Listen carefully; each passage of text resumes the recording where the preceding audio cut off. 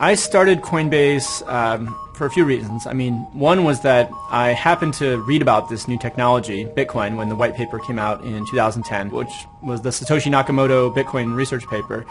And I remember thinking, this is the most important thing I've read in probably 5 years. Ultimately, that's what got me excited enough to keep thinking about it and pursuing this idea of the world having a universal currency or a native currency of the internet that anybody in the world could use.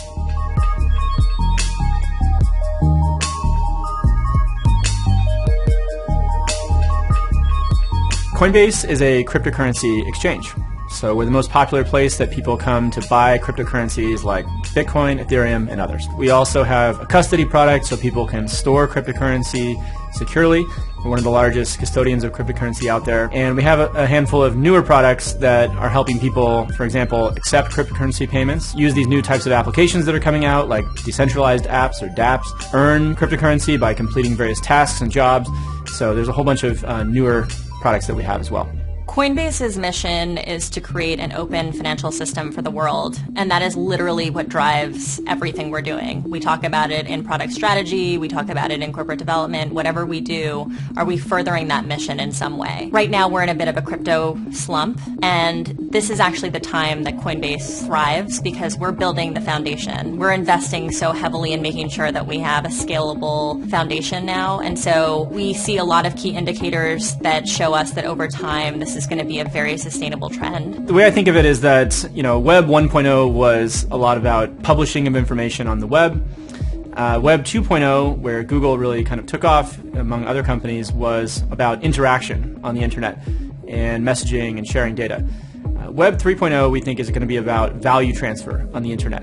I think Coinbase can be, the Google of crypto, in the sense that this new way that applications are being built on the internet, Web 3.0, we can be the leading company in the world for that. We're definitely in the early days of crypto, and it very much feels like early internet. A lot of the applications that are out there, a lot of the protocols out there are being developed, are clunky, just like the early mobile phones were. When we see these interesting developments, such as this trend of very, very high quality engineers leaving the FANGs to go to crypto companies. If you look at the nature of and the quantity of projects that are being developed and funded in this space, clearly all the leading indicators are showing that there's just a lot of momentum and energy entering this space, and so that's why we feel such high conviction that this is going to be the next big technology trend.